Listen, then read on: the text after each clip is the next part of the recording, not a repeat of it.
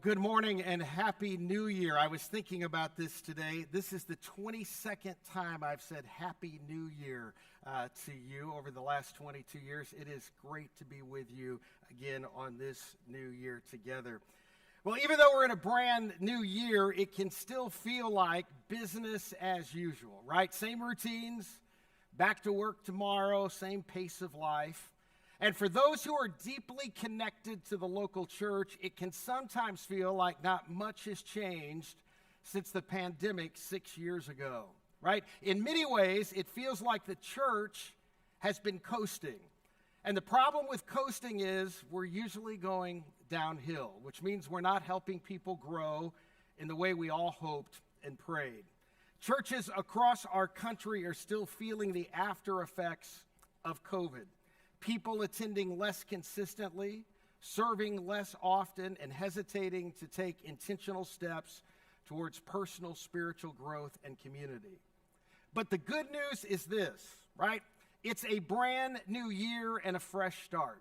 And I am genuinely excited that this will be a new season, not just for Springbrook, but for churches everywhere. A season marked by renewed commitment, deeper faith, and people taking intentional steps forward in their spiritual journey.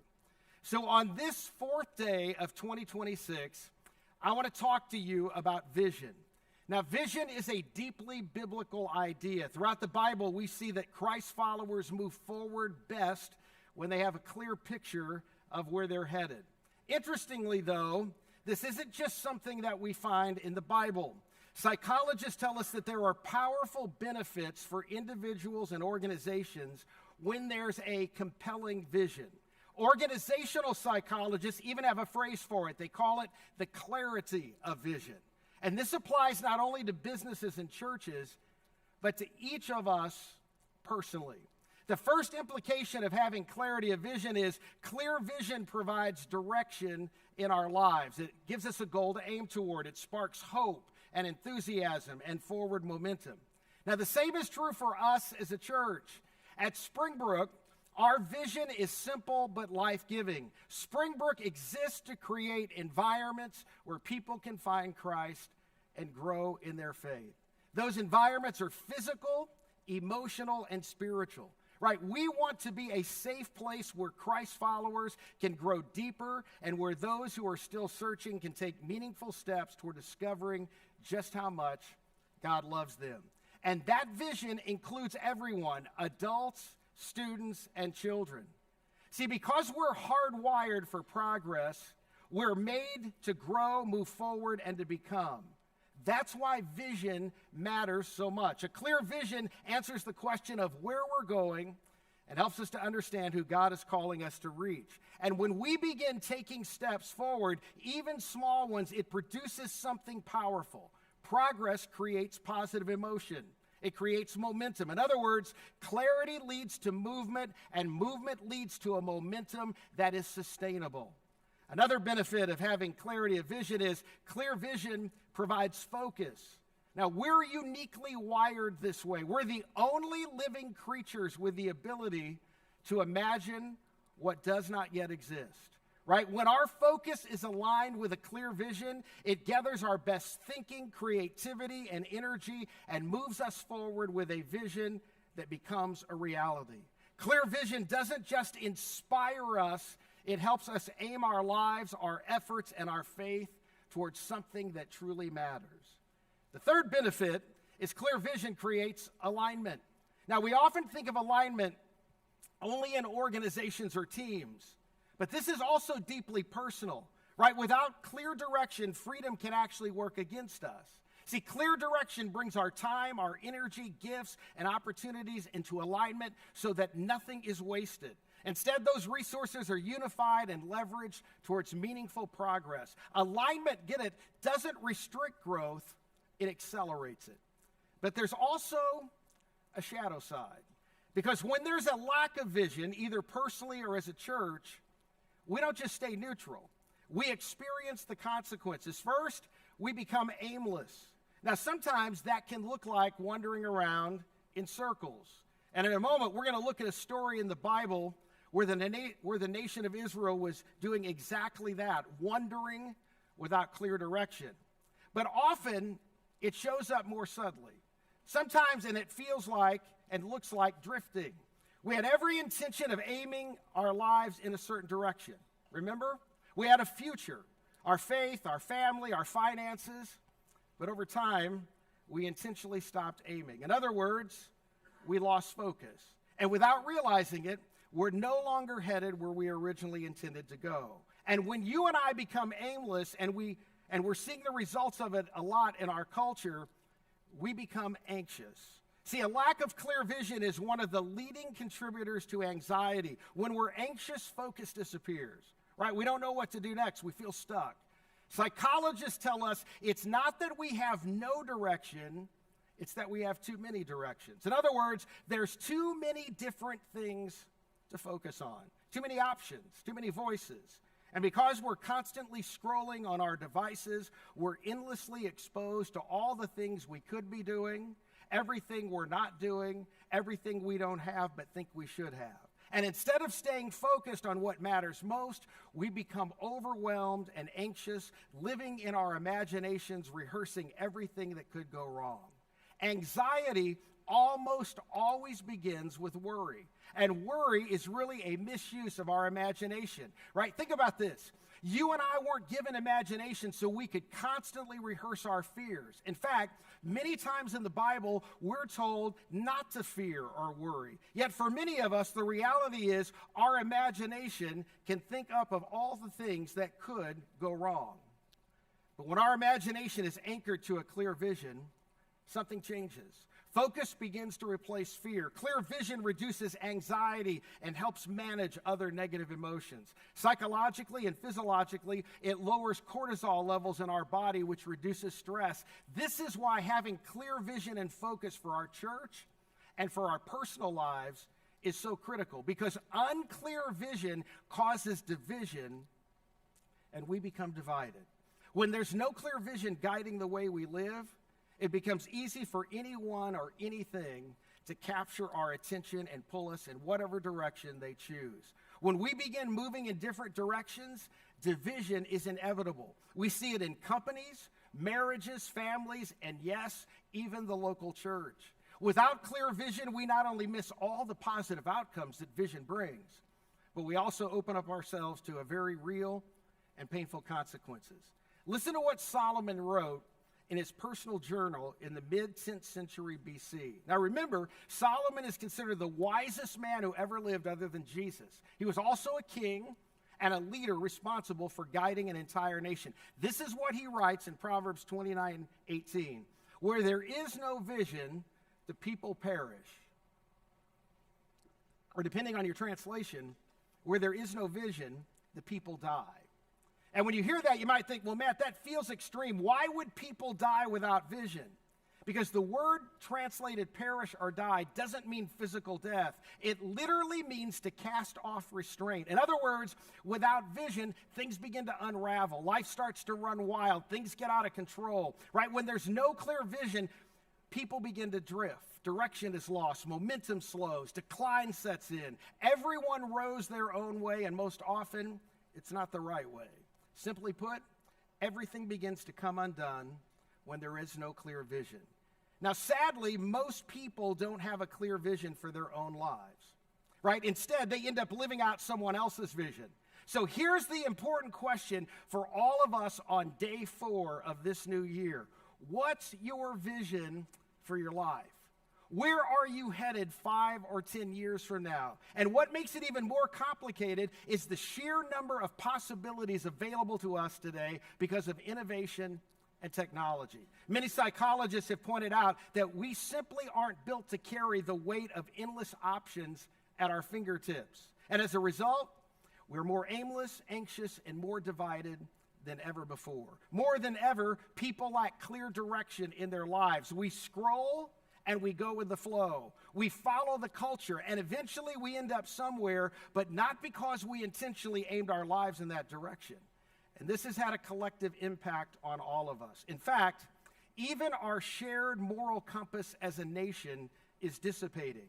Most sociologists and psychologists agree that over the past 50 years, listen, there's been a significant cultural shift away from trusting external sources of authority and meaning towards ourselves becoming our own authority. Truth becomes whatever feels right in the moment. And because our feelings change often, this explains why anxiety and depression is so widespread, and both are now at all-time highs. A leading neurologist recently noted that there's been, a 63% increase in anxiety and depression since the pandemic in 2020. Last year alone, 337 million people were written prescriptions for anxiety or depression. Many professionals are beginning to recognize that while medication can help manage symptoms, it doesn't always address the deeper underlying issue. And while the division in our world is obvious, I want to share with you something that's less obvious, but even more important. The extreme social, cultural, and political events that we've lived through over the last decade haven't just affected our world, they've affected our soul.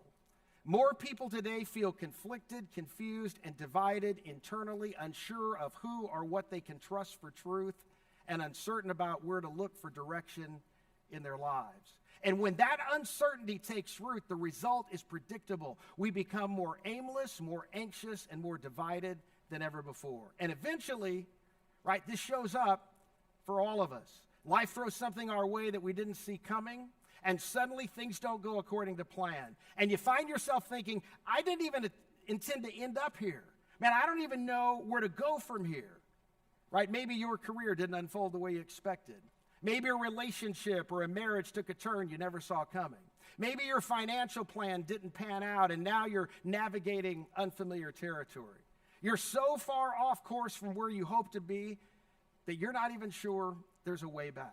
Some of you have lost sight of a vision you once had for your life, and part of the reason is because something unexpected or even traumatic knocked you off track. It pulled you away from where you were aiming your life, Life didn't go as planned, and now it feels like at the beginning of 2026, there is no plan. And when plans disappear, we get tossed around by the currents of our culture, and we drift, and we get pulled in different directions. And once again, we find ourselves more aimless, more anxious, and more divided than ever. And here's something I've learned after more than 4 decades of leadership. If you aim at nothing, you will hit it every time. Simple, profound, and painfully true. When we live aimlessly, when we just wander through life, we don't end up anywhere on purpose. And interestingly enough, the people of Israel found themselves in this exact place. Things didn't go as planned, and they weren't just wandering figuratively, they were literally wandering. They were aimless, anxious, and divided. And while I don't have time to walk through this entire story today, it's a powerful one, and it's worth your reading. Moses had led the people out of slavery because God had rescued them. He delivered them from bondage and set them on a journey toward the promised land, a place God described as flowing with milk and honey. In other words, a land of abundance and blessing. God told them, hey, listen, you're my people, and I'm forming a new nation through you. I'm leading you to a land where you can thrive, and if you trust me, I'll guide you there. That was the vision and the destination. And yet along the way, there were delays, detours, and moments when they chose fear over trust. But eventually they arrived at the very edge of the promised land. And as the Israelites stood at the edge of the land, they decided to send people in to scout it out, which makes sense, since others were already living there.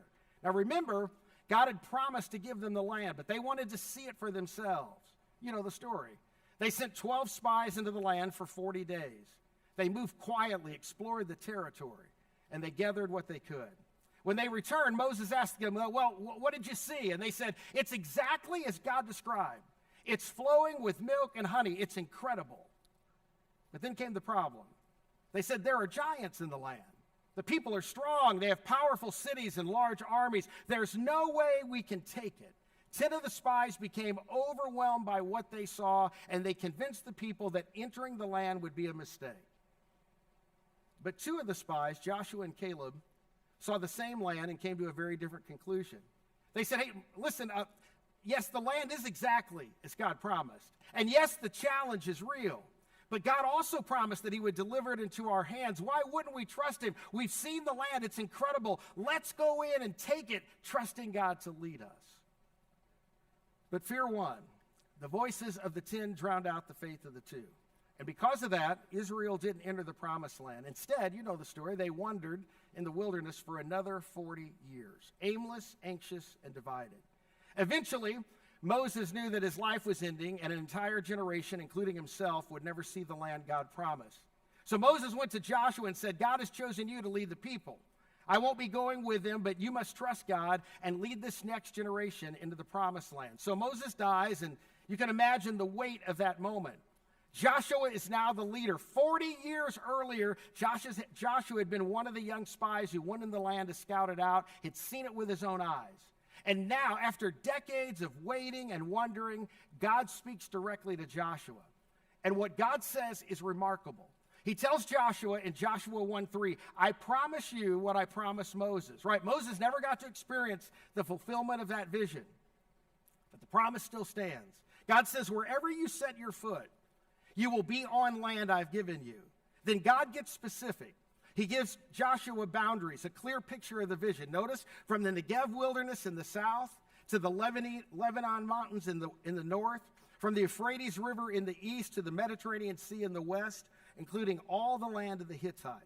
In other words, God is saying, this is the land, these are the borders, this is the future I have for you. See, this is God giving Joshua a vision, a preferred future. I don't want you wandering in the wilderness. That was never my plan for my people. Now, Joshua knew this land well. He'd spent 40 years thinking about it and longing for it. He knew it was good and worth the risk. And again, God was saying, if you trust me, I'll lead you to it. So Joshua begins to hold on to this vision. And what comes next may sound familiar because we've talked about it before at Springbrook. But it's important to revisit it because there are 3 primary elements to vision. When you're trying to discern a vision for your life or anything else, it helps to understand how vision actually works. Notice, vision always starts as a solution to a problem.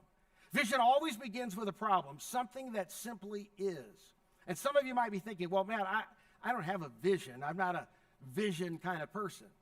So let me ask you, right? Anyone in this room, anyone watching on live stream, how many of you have problems? Put your hand up. How many of you are sitting next to your problem? Put your hand down. All right. Here's the good news. If you have problems, you're a candidate for vision because vision begins as a solution to a problem. But vision doesn't stop there. See, the second element of vision is that vision moves on to the possibility of what could be. The problem is what is. Possibility is what could be. And this is exactly where Joshua finds himself. He knows what could be because he's seen it. The problem is the people have been wandering in the wilderness when they could have been living in the land flowing with milk and honey. God had promised them a future where they could thrive. It was available for them to step into. So vision isn't just about imagining what could be. Here's the third element. Vision becomes a passion for something that should be. So remember, vision begins with a problem. It moves to the possibility of what could be. And then it becomes this deep, compelling passion for what should be. It's seeing a better future and caring enough to pursue it. So when you're trying to discern what God may be calling or leading you to, this is often where clarity begins. See, Joshua knew one thing for certain. They couldn't stay in the desert. An entire generation had already been lost there. He'd seen the land. He knew what was possible. And God had promised him the same promise he'd given to Moses. Joshua didn't want to die in the wilderness. He could clearly see the problem. He could envision the solution. And now he was convinced it was time to act. And here's what I love about Joshua. Joshua didn't just hold the vision. He moved on it. He took action. Joshua 1:10, look what it says. Joshua commanded the officers of Israel, go through the camp and tell the people to get their provisions ready. In other words, the moment vision became clear, preparation began. He begins by reminding the people of the vision and what the land is like, a land flowing with milk and honey. He reminds them that God had promised this land long ago and that their parents and grandparents had missed out on it because they'd failed to trust God. So Joshua says, get your provisions ready. We're not going to miss it this time. And then I love how specific he is. He gives them a timeline. He says this in verse 11, "In 3 days you will cross the Jordan River and take possession of the land your God is giving you." In 3 days we're crossing the river together and we're stepping into what God has promised. Joshua takes aim. He sees what could be and what should be, and he knows it's the solution to what is. His clarity is unmistakable. But notice what Joshua doesn't do. He doesn't lay out the entire battle plan or explain every step or answer every question. He simply calls the people to prepare and trust God enough to take the next step. And this is why you ought to read the story for yourself. It's fascinating. The battle plan, honestly, is a little strange for sure. And at the beginning, they had no idea how it was all going to work out. But Joshua was wise enough not to overwhelm the people with every detail. He didn't roll out the entire plan from the start. Instead, he took aim, and with each step of obedience, momentum began to build. He simply started with this first step: get ready. We're going to cross the Jordan. And as the people began moving in that direction, God began to move as well. Now, I don't want to spoil the story for you, but when they reached the Jordan River and stepped in it, you'll have to either watch the movie or read it in the Bible.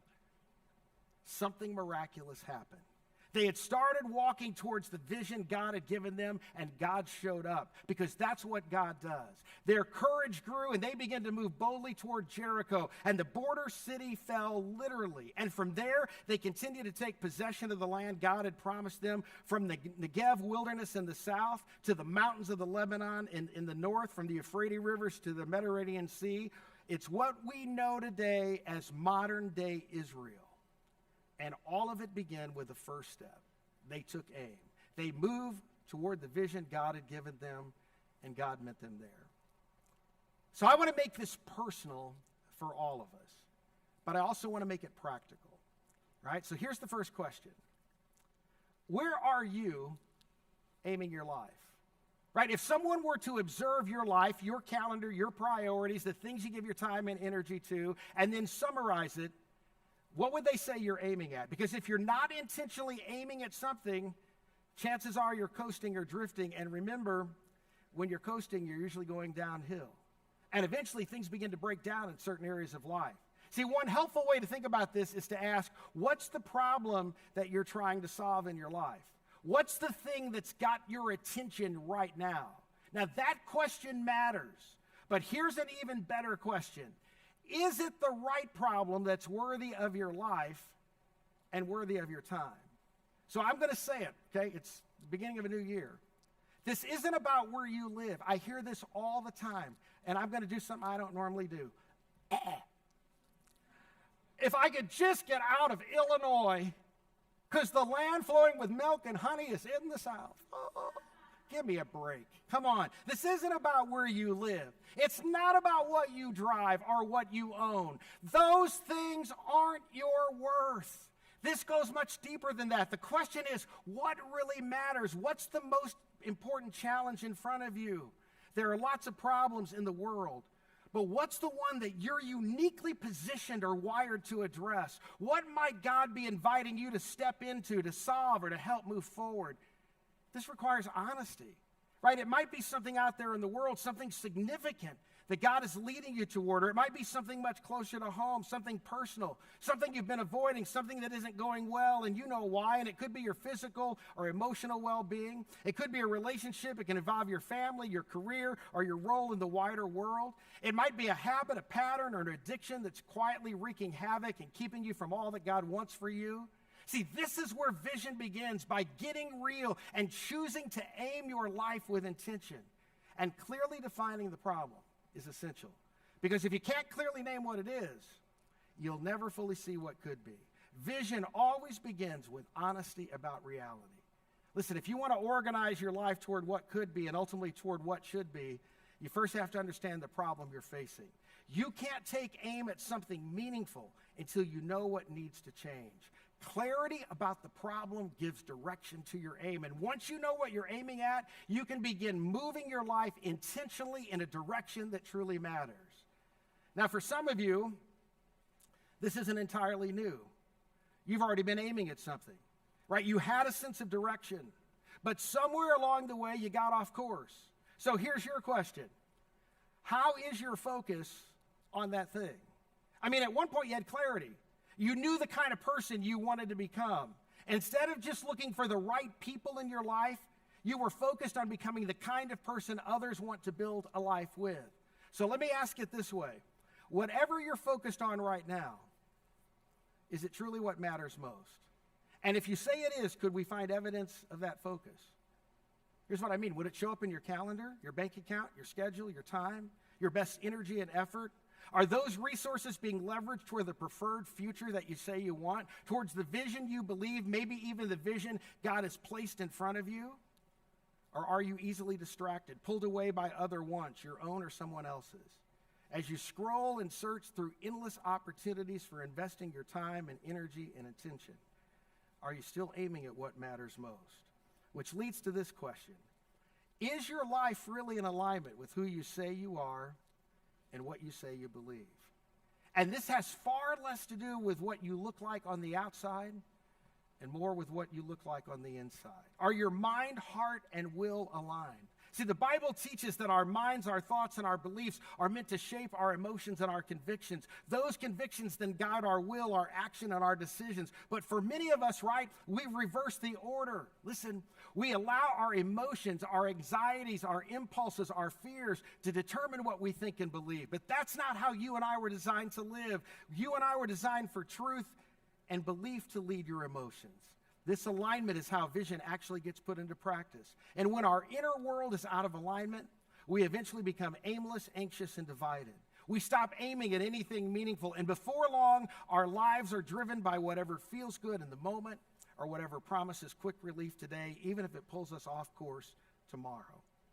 Now, if you're a Christ follower sitting here, you might be thinking, Matt, I get the idea, but I don't even know if I have a vision for my life. Here's the promise I want you to hear. If you will simply bring this to God and pray this morning, God, give me a vision for my life. God, why did you create me? What do you want me to aim my life toward? This is a prayer God will answer. And here's why I'm confident of this. The Apostle Paul wrote this in Ephesians 2:10. For we are God's handiwork. Another translation says his workmanship. You're the workmanship of God, created in Christ Jesus to do good works which God prepared in advance for you to do. In other words, God created you on purpose for a purpose. And that purpose is not generic, it's personal. Like Joshua, God has a vision for your life. Just like the people of Israel, he has a preferred future for you. In a recent article on leadership, the author was exploring the difference between low, average, and high performers. He said low performers do just enough to get by. You've met those people. Average performers aim to meet expectations. High performers want to be the best. But the author suggested a different question. Not, what do I have to do to be the best, but instead, what am I capable of? And it's a question that's been shaping us as a church, for the last 22 years, because at its core, it's a stewardship question. See, if God created you and designed you, then what are you capable of?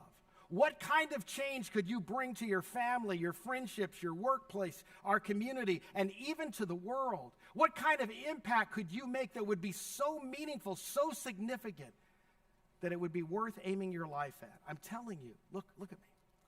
It's far more than you think. But somewhere along the way, we've all been convinced that we're created for comfort and convenience and pleasure. That's what most people are chasing, right? I mean, think about it. Here's what we hear all the time. Work hard now so I can take it easy later. Be comfortable, enjoy life. But that's not what you and I were created for. Those things don't move us forward. They cause us to coast. And remember, coasting always takes us downhill. You weren't built for that. You and I were built for challenge, adventure, and significance.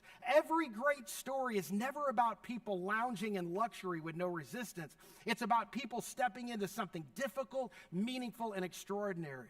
And that desire for significance wasn't programmed into you and me by culture. It is hardwired into all of us by God himself.